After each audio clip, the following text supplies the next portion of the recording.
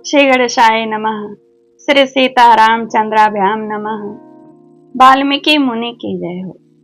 मैं आपको निरंतर श्रीमद् वाल्मीकि रामायण का हिंदी में अर्थ सुना रही हूँ। आज मैं आपको अष्टमः सर्गः का हिंदी में अर्थ सुनाऊंगी। सप्तमः सर्ग में सुना आपने कि कैसे श्री राम का राज्याभिषेक कैकेयी के लिए अनिष्टकारी होगा बताया। फिर भी माँ भगवती माँ कैकेयी उसके बातों में ना आकर राज्याभिषेक का प्रसंग सुनकर प्रसन्न हो गई और उसे पारितोषिक रूप में अपने गले की माला आभूषण उतार के दिए। उस पर तो और कुढ़ गई और इतनी कुढ़ गई कि इस सर्ग में फिर से भड़काने लगी, लेकिन इस सर्ग में वह कैकेयी की दशा को तो नहीं, भरत की दशा, भरत के लिए कैसे कैसे अनिष्टकारी होगा इस तरह भड़काती है और एक कथा भी बड़ा मनोरम सुनाती है। शुरू से आखिरी तक सुनिएगा, लाइक कमेंट शेयर जरूर करिएगा। आइए सुनिए। जब कैकेयी कहती हैं कि तूने जो ये खबर दी है, यह पारितोषिक यज्ञ और वर मांग ले, तो इतनी कुढ़ जाती है, कुढ़ करके आभूषण उठा करके फेंकती है। और यहाँ से अब अष्टमः सर्ग शुरू है। कहती है, रानी तुम बड़ी नादान हो, अहो तुमने यह बेमौके के हर्ष किस लिए प्रकट किया? तुम्हें शोक के स्थान पर प्रसन्नता कैसे हो रही है? अरे तुम शोक के समुद्र में डूबी हुई हो, तो भी तुम्हें अपनी इस विपन्न अवस्था का बोध नहीं हो रहा है। देवी महान संकट में पड़ने पर जहां तुम्हें शोक नहीं हर्ष हो रहा है, तुम्हारी इस स्थिति को देख करके मुझे क्लेश सहना पड़ रहा है। मैं दुख से व्याकुल हो जाती हूँ। मुझे तुम्हारी दुर्बुद्धि के लिए अधिक शोक होता है। अरे सौत का बेटा शत्रु होता है, वह सौतेली माँ के लिए साक्षात मित्र के समान होता है। भला उसके अभ्युदय का अवसर आया देख, कौन बुद्धिमती स्त्री अपने मन में हर्ष मानेगी? इसीलिए श्री राम को भरत से भय है। यही सोचकर मैं विषाद में डूब जाती हूँ, क्योंकि भयभीत से ही भय प्राप्त होता है।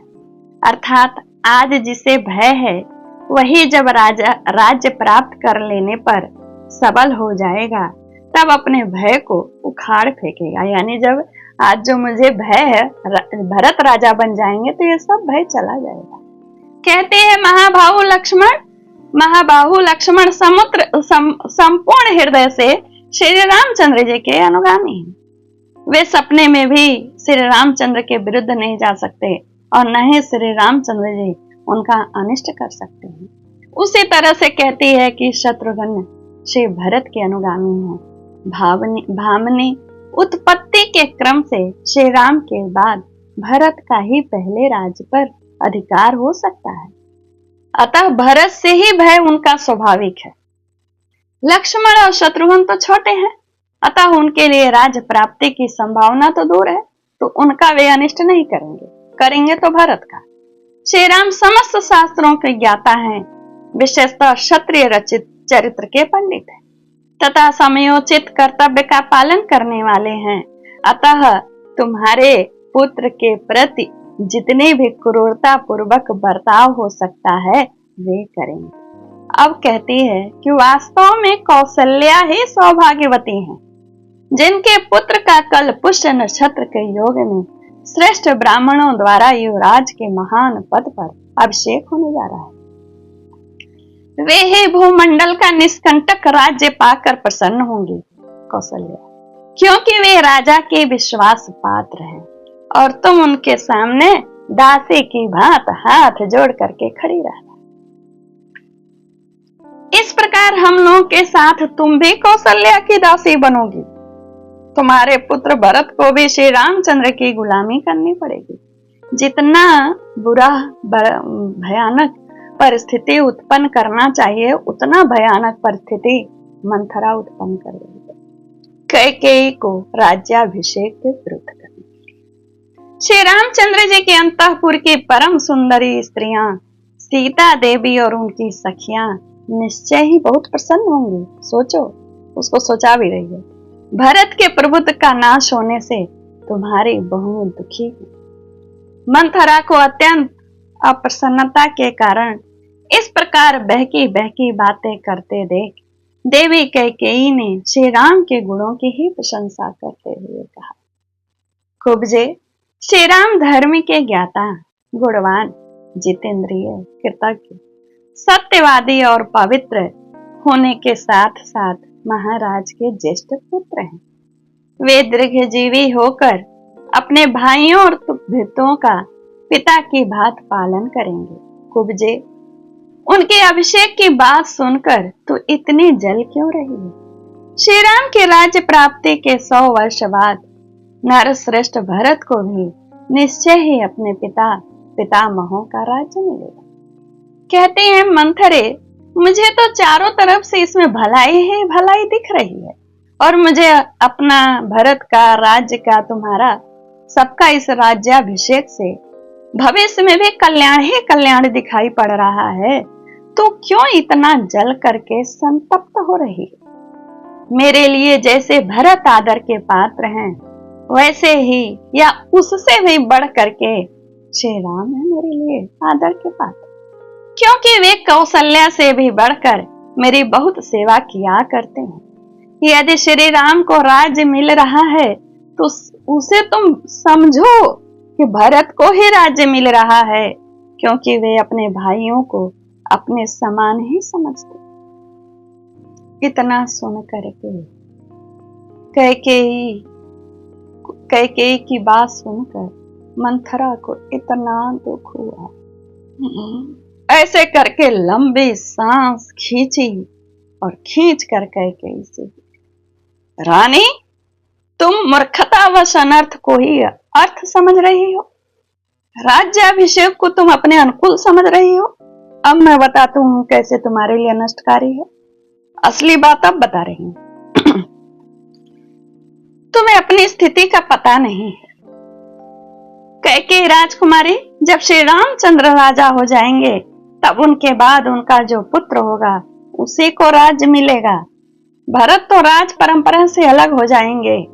भामिनी, राजा के सभी पुत्र राज्य सिंहासन पर नहीं बैठते हैं। यदि सबको बिठा दिया जाए तो बड़ा भारी अनर्थ हो जाता है। सारा ज्ञान है, बस राज्याभिषेक के प्रति ज्ञान नहीं है इसको। परम सुंदरी कैकेयी नंदिनी, इसीलिए राजा लोग राजकाज का भार ज्येष्ठ पुत्र पर ही रखते। यदि ज्येष्ठ पुत्र गुणवान न हो तो दूसरे गुणवान पुत्रों को भी राज्य सौंप देते।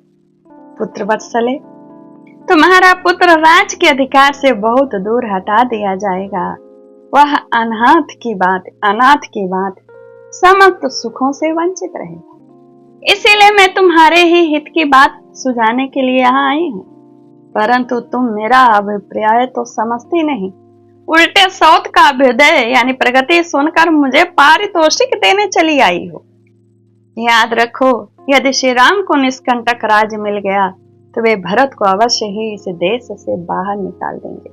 अब और कुटिलता से बात कर रही है, अथवा उन्हें परलोक पहुंचा देंगे। तुमने छोटी अवस्था में भरत को मामा के घर भेज दिया।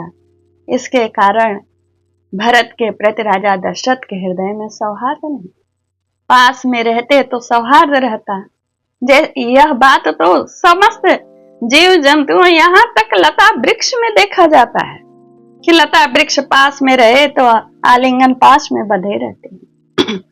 वे पास में रहते तो राजा दशरथ भी उन्हें चाहते। भरत के अनुरोध से शत्रुघ्न भी चले गए उनके साथ, नहीं तो काम बिगड़ने नहीं पाता।